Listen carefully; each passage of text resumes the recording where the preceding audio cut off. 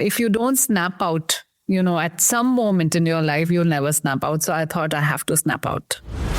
We have so much inside us. We just don't give ourselves the permission to explore ourselves. And that's the second act. So we define life skills broadly as any kind of skills, capabilities, behaviors that every individual needs to deal with demands and challenges of daily living. So like you rightly said, this is a skill that we all need, we all develop, and we all have to navigate life's complexities.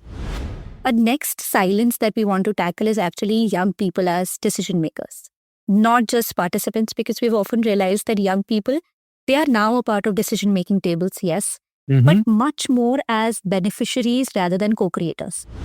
It was very important that I still had a life.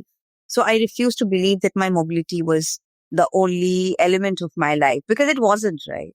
So for me, it was very simple. It was like, okay, there's an illness in my body, but it just has that. It doesn't have me. For me, resigning was never an option. With a disability, without a disability, being sick, not being sick, resigning is just not because like I said, I wanted to live. I've been asked this so many times. Oh, you have a disability. Are you sure that you can do this? I'm like, yes, I can. Not the way you think I will, but I can. More importantly, I have been asked, are you sure you're not a liability to your organization? Okay, yeah. I think the biggest challenge is people's mindsets of what a disability is or isn't. In the humdrum of life, I had forgotten the motorcycle. And on this trip, we felt that we could have a motorcycle. So he got me a motorcycle for my birthday. And that was fun. I got back to riding. It felt very nice. I got into a group. Simultaneously at the workplace, I had been in HR for a very long time. And I just felt that the entrepreneurial world was shaping up, and I'd like to do something that I could call my own. Not everything that matters needs to be loud. Some conversations help you pause, some help you see differently, and some stay with you long after they end. Welcome to Inspire Someone today, my dear listeners, a space for honest conversations about life, work, and the choices that shape who we become. No quick fixes, no borrowed certainty, just real stories, thoughtful reflection, and the quiet courage to live with intention. This is Inspire Someone today, where conversations are human, reflective, and meant to stay with you.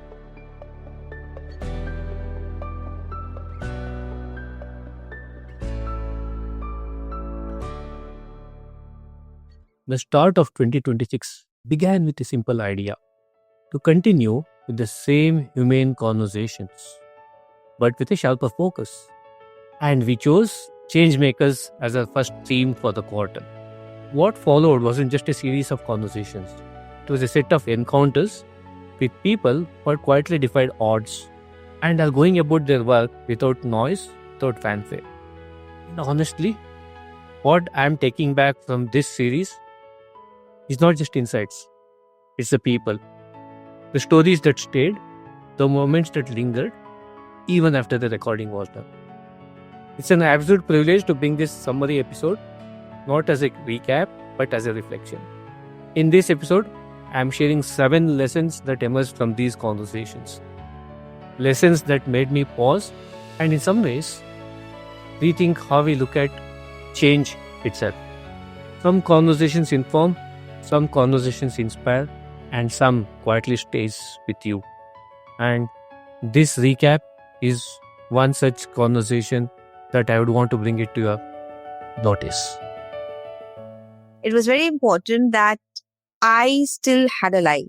So I refused to believe that my mobility was the only element of my life, because it wasn't, right? So for me, it was very simple. It was like, okay, there's an illness in my body, but it just has that. It doesn't have me. For me, resigning was never an option. With a disability, without a disability, being sick, not being sick, resigning is just not because like I said, I wanted to live. I've been asked this so many times. Oh, you have a disability. Are you sure that you can do this? I'm like, yes, I can. Not the way you think I will, but I can. More importantly, I have been asked, are you sure you're not a liability to your organization? Okay, yeah. I mean, I think the biggest challenge is people's mindsets of what a disability is or isn't. The 7 lessons that stayed with me. Lesson number 1. Change doesn't begin with clarity, it begins with discomfort. None of the guests had it figured out, and what they had was a feeling that something wasn't right, and they chose not to ignore it. Swamita spoke about train to agency. Vishal looked at things differently by designing thoughtfully and taking responsibility for the systems that we shape. It was no slogans, no shortcuts, just a humane, reflective conversation on what it truly takes to become a changemaker. We are so stuck in the comfort of the life that we are given, whether it's good or bad. Even if it's a miserable life, but it's a comfortable, miserable life. And I don't want to disrupt it anymore. So I think that fear of like saying, oh, I'm already going through too much. I'm okay with it. I would rather lead my life like this rather than just trying to resurrect everything. One is definitely that. Second is, again, this whole thing of about spending money. Am I investing to am I spending? I think this is the second lesson that I've learned in life, that everything that you do for yourself, if it evolves you as a person, it is investment. It is not spending. So give yourself, as many opportunities as you can to invest on yourself. Lesson 2. Purpose is not found, it is built. No lightning bolt moment, no grand revelation. Just small steps, taken consistently until meaning started to emerge. Manoj focuses on narrowing focus, lessons learned about leadership, advice to the younger self, and Bhavana helps us to look at perspectives through her motorcycle journeys to what she has done through caregiving. So that's lesson 2, my dear listeners. Purpose is not found, it is built. And lesson number 3 is you don't need permission to begin. No one told them you are ready, and they started anyway. That's the crux here. You don't need permission to begin. So we define life skills broadly as any kind of skills, capabilities, behaviors that every individual needs to deal with demands and challenges of daily living. So like you rightly said, this is a skill that we all need, we all develop, and we all have to navigate life's complexities. Life skills becomes critical in the case of kids growing up in adverse circumstances for a couple of reasons. One is that the pace of change in the world is increasingly fast and uncertain. There's enough evidence and research around in the world which says that kids in the schooling system today are going to enter jobs and careers that are not even being invented yet. Your thought process that makes you tap the right opportunity. I mean, today, I think youngsters have a lot of ideas. So if you're passionate about making a change, I think you should start gradually and build up. You should be playing a test match and not a T20. And unless and until you have patience, please don't venture into this. You cannot eat an egg and then look at your biceps. It will take time for muscles to build. It's a marathon. It's a marathon, absolutely. And you have to be emotionally strong to build up this kind of a system. So number 4, inner work is harder than outer work. The real battle was never external. It was always self-doubt, fear, conditioning, imposter syndrome. Sometimes one at a time, sometimes everything together. So as much as the challenge was in the external world, it was also about overcoming those within. So lesson number 4 is inner work is harder than outer work. And the next lesson is change is slow and deeply unglamorous. No overnight success, just showing up again and again and again. Even when nothing seemed to move, they showed up. That's where they're change makers for a reason. Change is slow and deeply unglamorous. Love doesn't equal to preparedness, right? It doesn't. You might love somebody in the family, but that doesn't give you the skills, the ability to be prepared for an eventuality like this. Yeah. So how are you enabling the community, the society through Caregiver Sati in this direction? So one of the things that I really didn't want to be as I was growing up was my mother was an educator and a school teacher. And a lot of people told me that, a working woman being a teacher is a good idea. You can be a teacher or a professor. And if there was one career that I did not want to have coming from a family of academics was being a teacher. I wanted to be different. And there's nothing you can do about your DNA and stuff that's in your blood, right? This whole context is to tell you that learning certain skills is absolutely essential. So first, recognizing what are the skills that are required for caregiving and picking up those skills is absolutely essential. What we have done through Caregiver Sati so far is create the awareness, education, and the possibility of picking up certain skills.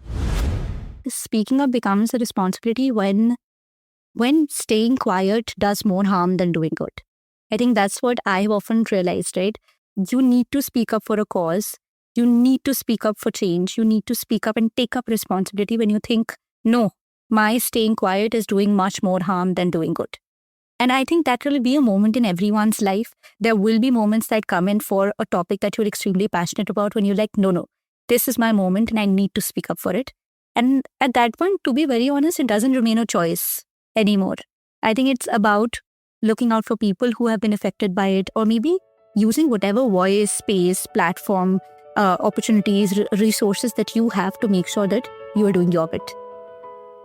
The secret of success in this journey that each of us changemakers went down. That's the next lesson, which is you cannot do this alone. Every journey had people behind it, be it communities, allies, support systems.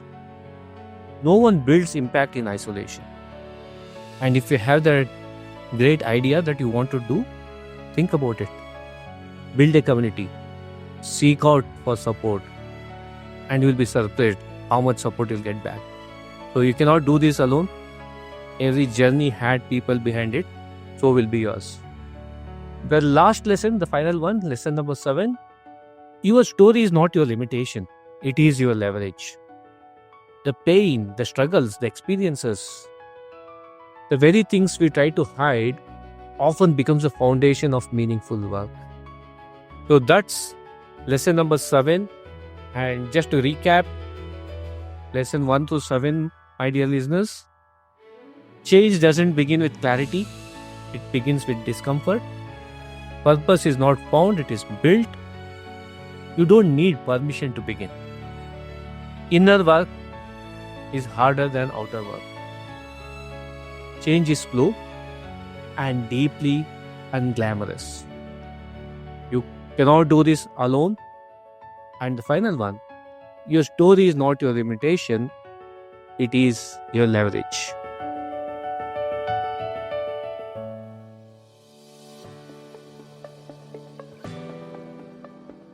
So what stayed with me during this series of conversations? It was definitely not the scale of impact, nor the titles of the guests, not even their achievements. What really stayed with me was a quiet sense of responsibility. Like Bhavna choosing care over victimhood, Manoj choosing depth over scale, Archana choosing reinvention over comfort, Samita choosing dignity over everything else. None of these individuals were chasing recognition. They're just responding to something that felt necessary. And that changes how you look at your own life. And were there any surprises? You bet. It was definitely not the courage of any of the guests, but their normalcy. Even superheroes, they had their doubts, they had their struggles. They, in fact, questioned themselves constantly. And yet, they moved forward. That's a superpower. To be in discomfort, but still do something about what's bothering you. This is not an exceptional behavior. If you think it is acquired behavior, this is an available behavior. That's the uncomfortable truth. That we'll have our self-doubts, but we can still overcome through the behavior that's all available to all of us. So if this series has impacted you in some shape or form, I invite you to take some action. My call to action is, if you can have paper, pen, or your digital notes handy. What's that one thing you have been postponing that you know matters? Not someday, not when things settle, now. Start that conversation. Take the first step. Ask the uncomfortable question. Explore that idea you have been sitting on. It doesn't have to be big, but it has to begin. Make that start. Because if there's one thing these conversations have shown us, it is this. You don't need a perfect plan. You don't need certainty. You just need to care enough to start. If something from this series has stayed with you, don't let it pass. Sit with it, act on it, share it. Again, want to call out a big round of acknowledgement and applause to all the guests who are part of the Changemakers series. Soumita, Vishal, Manoj, Archana, Bhavna, and Palak. And as always, stay curious, keep reflecting, and inspire someone today.